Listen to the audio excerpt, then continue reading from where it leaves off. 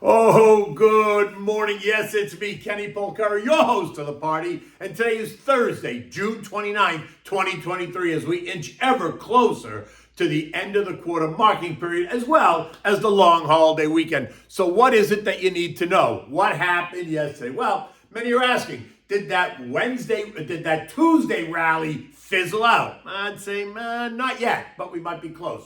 U.S. banks all passed the first phase of the stress test. Was anyone really surprised? No. So we got a bunch of central bankers. We got JJ, we got Christine Lagarde and Andy Bailey all promising to push rates higher, all while the Fed economists warn of some coming catastrophe. Joey takes to the campaign trail and tells us, don't worry about it. Ignore lower wages and higher prices. You're doing just fine. Vote for me in November of 2024. And what are we having for dinner today? We're having the short rib burgers. And actually, this is for the long holiday weekend because you got to make part of it in advance in order to get them right. Okay, so the confusion continues. Stocks struggle for direction just one day after they surged higher in a blistering rally that took airlines, hotels, cruise lines, artificial intelligence, cybersecurity, semis, home builders, etc., all higher.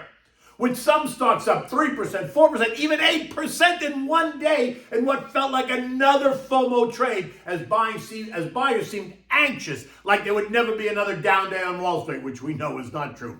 In addition, investors were mulling around waiting for news about the latest stress test on the banking industries, right? They all passed. Isn't a surprise? We'll talk about that in a minute. All while JJ was in Portugal, attending the European version of the August Jackson Hole Fed boondoggle. There he told a roaring crowd that investors in the U.S. and around the world should expect at least 2 more hikes by the Fed before we hit the terminal rate. And it should be noted that ECB President Christine Lagarde and UK Bank of England Governor Andy Bailey also vowed to push on. He said that he doesn't see the U.S. core inflation rate returning to the 2% target until sometime in 2025, and that's not a typo. He said 2025. So it's 18 to 24 more months of this, right? He then left Portugal and flew to Madrid, and there he reiterated his comments. And if you're surprised, you shouldn't be.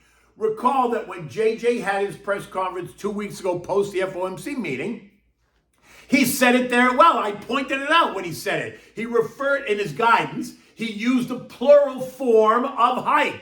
He said hikes with an S. That means more than one. So did he really say anything new? Not to me, he didn't. At the end of the day, we did see the Dow lose 75 points. The S&P lost 2 points. The NASDAQ added 36, while the Russell added 8. The transports were higher by 120 points.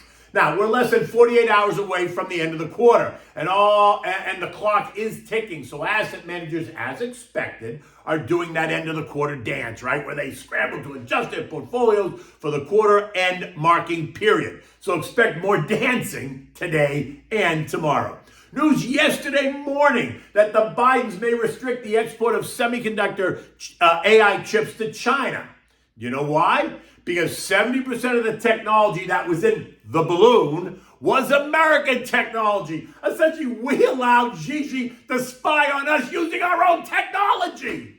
That announcement caused near panic among the trader types and the algos in that chip space, right? So many asking, oh my God, what's going to happen to NVIDIA? That's a way overcrowded trade. CFO Colette Kress warning the administration and investors that if the latest regulatory controls prevent NVIDIA from selling chips to China, the consequences could be severe. She went on to say that it will result in a permanent loss of opportunities for the U.S. to compete and lead in one of the world's largest markets, China.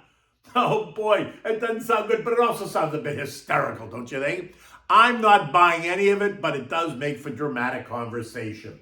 In any event, the stock opened 12 points lower, but it recovered some of that loss, ending the day only down $7 at $411. Not bad considering it's up nearly 200% this year. So come on, put it in perspective. Hardly the disaster that so many were afraid of, but the news did cause AMD, Intel, Broadcom, and Cisco, all names in the semi-space, to trade lower yesterday. My only hope is that they go lower, because I'd like to buy some more, because up here they're really high and I'm not chasing them. And then there was the whole bank stress test decision, right? That hung over the sector as we all awaited the results. And that put the focus squarely on the big boys, JP Morgan, Citibank, Bank of America, Goldman Sachs, Wells Fargo, as well as the super regionals. And while the bank stocks represented by KBW and the XLF ETFs have been underperforming the broader market this year, much of that can be blamed on the failure of Silicon Valley Bank, which then caused system-wide panic for at least a couple of weeks. And that forced the Fed and the Treasury to backstop every single depositor in the country, regardless of size, at any bank in the country. Now, while that wasn't the official headline, it was the headline. Come on, who's kidding who? It was the only way to stop the panic. Panic that was created from the likes of P.D. Thiel, Davy Sachs, Jason Calacanis, all along with a handful of others. All very successful VC guys that had made billions in transactions and who had millions and millions of dollars at Silicon Valley Bank. And these are the same guys that brought this all on themselves. They created that panic. Now, don't forget the role that Mary Daly and the San Francisco Fed played in all of this, too. In short, she failed, right? And as a regulator, they failed and failed spectacularly, forcing Mary to go into hiding. And I'm not sure she's even shown her face yet. It makes no difference, but I don't think so, right? In the end, yesterday's tests are just the first of 3 regulatory waves that are going to wash over the sector, right? So the next 2 are going to wash over us during the summer. So expect to hear more. But in the end, no one expected any U.S. bank to fail, and none did.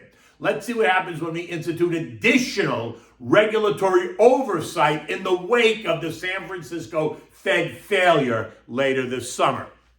Now, U.S. futures this morning are trending higher. Dow futures up 90, the S&P is up 12, the Nasdaq's up 60, and the Russell is up 7. Investors and traders are apparently looking past the latest Fed comments to keep raising rates further from here. Now, that makes little or no sense to me. Not that I think the market's going to crash, but because it says that investors just don't believe what JJ is saying. Not sure how much clearer he needs to be, though, right? Yesterday, although I have to say there is 2 sides to the argument, because yesterday we got a published report by guess who? The Fed, by 2 economists on the inside.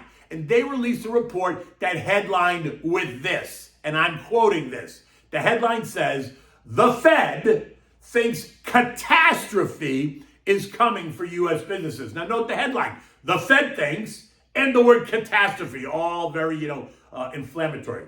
It goes on to say that these 2 economists are ringing the bell on historic percentage of distressed U.S. companies because of higher rates. Apparently, 37% of U.S. firms are in major trouble, which will worsen as the Fed continues to hike rates even higher, saying that employment and economic activity could take a significant hit. Really? We got JJ saying that we're not done yet, we're pushing rates higher, so you better sit back and accept it. All while we get insiders of the Fed telling us that the shit's about to hit the fan. It makes no sense. It looks like the left hand doesn't know what the right hand's doing, which is comical because you know why? It's true, they know. Seems a bit ridiculous to me that on the same day, there are 2 very different stories coming out of the Fed. One of, where we have to be in control, one of complete disaster. After the bell, yesterday we heard from Micron Technology, and guess what? They posted better results, citing industry demand for artificial intelligence. And that the industry glut that has been weighing on the sector for months and years now is finally easing, even as the industry faces challenges with China.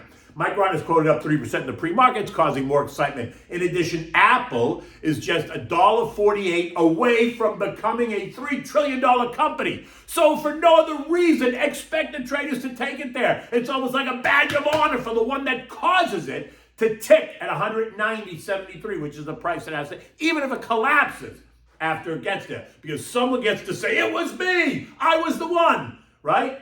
Stock is quoted up 50 cents this morning, and I say it happens before 9:33. Oil's doing nothing, trading at 69.80. Gold keeps threatening to test the trend line support at 18.95, all while the dollar index inches up ever so slowly this morning. It's trading at 102.93. Treasury's doing the same, nothing new there. The 2 years yielding 4.7, 10 years 3.75, while the shorter duration bills are yielding 5.3 and 5.4%, zero happening. European markets mostly higher. The UK is the only one that's negative. That's down 0.2, while all the others are up about 0.4% to 0.5%. And then we have we have Joey going around the country selling his Bidenomics plan as the savior for America's economy, telling us that he's going to grow the economy from the middle out and the bottom up, not from the top down. He's trying to tell you that you're doing great. Ignore the fact that we've had 24 months of lower wages and 2 years of runaway inflation. Never mind what's happening at the border and around the country. Major U.S. cities under assault. But don't worry, you're doing fine. Vote for me in November of 2024. The S&P ended the day at 43.76 yesterday, down 2 points. And this morning it appears as if there's more excitement. Futures are up. My gut says that once Apple hits $190.73, the excitement's going to fade. But maybe not. Let's see. Resistance is right there at 4,400 on the S&P, while real trendline support is down at 42.15. So we've got some room to trade.